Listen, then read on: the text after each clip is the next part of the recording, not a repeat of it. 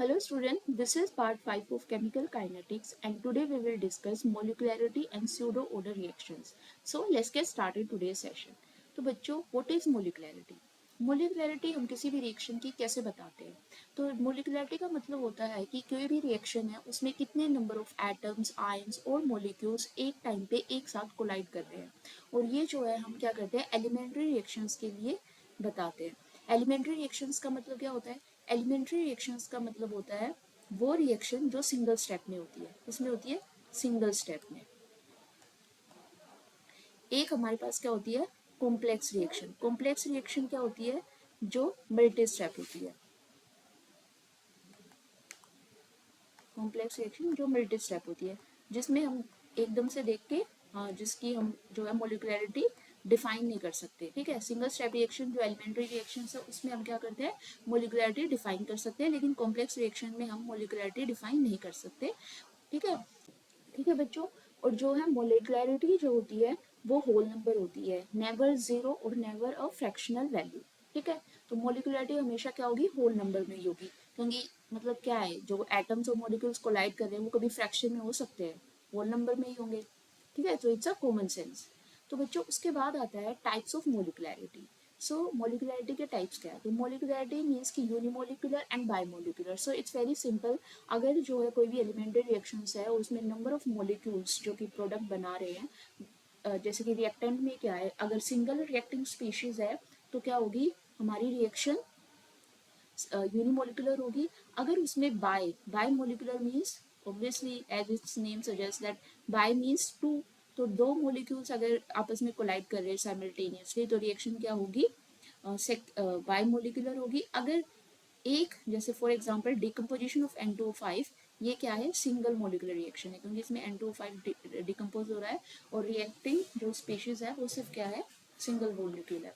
यहाँ पे क्या है दो मोलिक्यूल्स वो आपस में रिएक्ट कर रहे हैं, कोलाइड कर रहे हैं और जिससे हमारा क्या बन रहा है प्रोडक्ट फॉर्मेशन हो रहा है। तो ये क्या है बायमोलिकुलर रिएक्शन। ठीक है बच्चों। और सेम अगर मेरे पास क्या आती है try molecular. So try molecular में क्या होता है ट्राई मोलिकुलर मीन्स और जिसको हम टर्म मोलिकुलर भी बोलते हैं। तो ट्राई मोलिकुलर जैसे तीन तीन रिएक्टिंग स्पीशीज है जो आपस में एक साथ कोलाइड कर रही है और हमें क्या मिल रहा है प्रोडक्ट मिल रहा है, जिसका एग्जांपल है हमारे पास NO2।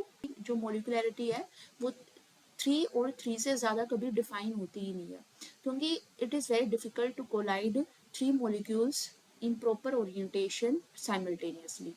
ठीक है, उनकी प्रॉपर ओरिएंटेशन होनी चाहिए, प्रॉपर उनका जो एनर्जी है उसको तो भूल ही जाओ। ओरिएंटेशन के टर्म्स में अगर बात करें तो बहुत ऐसा नहीं कि होती नहीं है बट बहुत रेयर होती है। ठीक है बच्चों। के बाद अब ऑर्डर वर्सेस मोलिकुलरिटी। तो आपने ऑर्डर डिस्कस किया था, अब हमने मोलिकुलरिटी डिस्कस की है, तो दोनों को हम डिफरेंशिएट कैसे करेंगे? तो ऑर्डर जो है आपने क्लियर कट जो है अभी देखा कि ऑर्डर को हम एक्सपेरिमेंटली जो है रेट लॉ से निकालते हैं। ऑर्डर को हम रिएक्शन को देख के नहीं बता सकते। जो ऑर्डर की जो वैल्यू होती है वो हमें कहाँ से मिलती है एक्सपेरिमेंटली मिलती है। ठीक है, लेकिन मोलिकुलरिटी का एक थ्योरेटिकल कॉन्सेप्ट है। हम रिएक्शन को देखते हैं और क्या करते हैं उसकी कितने रिएक्टिंग स्पीशीज जो आपस में कोलाइड कर रहे हैं और हम क्या निकाल देते हैं मोलिकुलरिटी। ठीक है, वही जो ऑर्डर है वो जीरो भी हो सकता है, फ्रैक्शनल भी हो सकता है, मतलब कोई भी इंटीजर हो सकता है। ठीक है, लेकिन मोलिकुलरिटी हमेशा क्या होगी पॉजिटिव होल नंबर होगा। ठीक है। जो मोलिकुलरिटी है वो सिर्फ होल नंबर में होगी, लेकिन जो ऑर्डर है कुछ भी मतलब कि फ्रैक्शनल भी हो सकता है, नेगेटिव भी हो सकता है, जीरो भी हो सकता है। अब ऑर्डर जो है ओवरऑल रिएक्शन का होता है। कभी भी ऑर्डर हम किसी सिंगल स्टेप रिएक्शन मतलब कि एक एक स्टेप के लिए नहीं डिफाइन करते।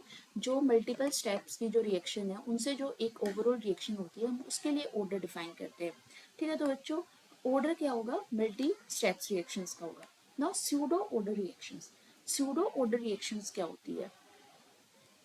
Pseudo order reactions. तो स्यूडो ऑर्डर रिएक्शंस कौन सी रिएक्शंस होती है? तो बच्चों मतलब कि स्यूडो नाम से ही हमें पता चल रहा है कि जो रिएक्शंस हमें मतलब कि दिख रही है कि वो फर्स्ट ऑर्डर एक्चुअल में जो सेकंड ऑर्डर होनी चाहिए, लेकिन वो कितनी है फर्स्ट ऑर्डर है। मतलब कुछ ऐसी कंडीशंस उस पर हम लगाते हैं कि जिससे क्या होती है रिएक्शन दिखने में सेकंड ऑर्डर है बट हमारे लिए क्या है वो फर्स्ट ऑर्डर है, या मतलब जो दिख रही है वो एक्चुअल में है नहीं।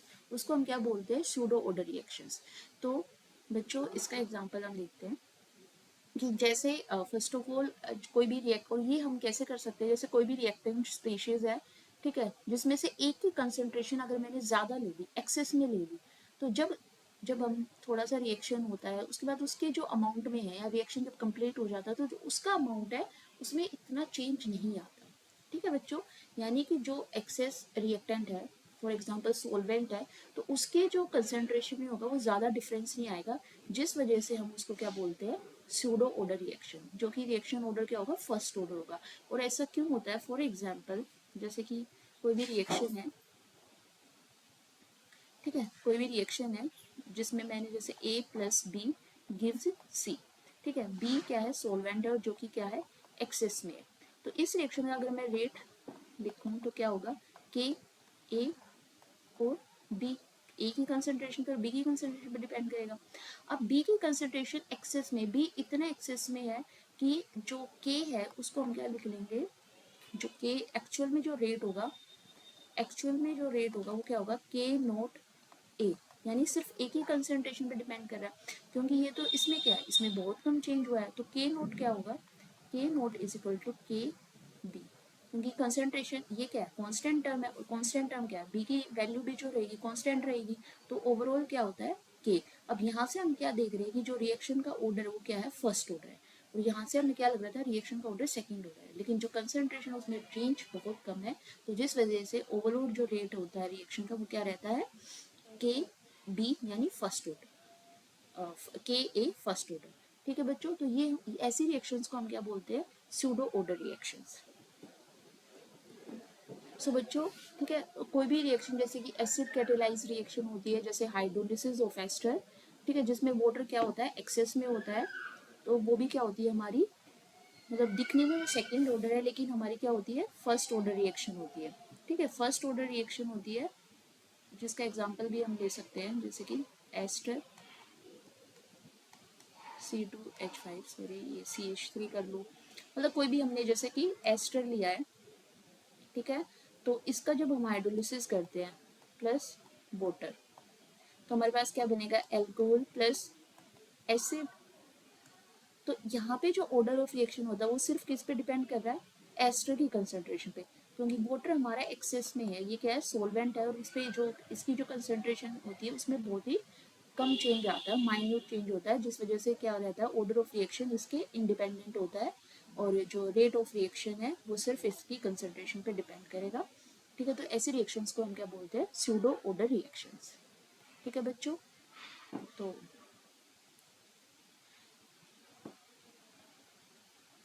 स्यूडो फर्स्ट ऑर्डर रिएक्शंस भी हो सकती है, जिसका example hydrolysis of ethyl acetate I have already told you.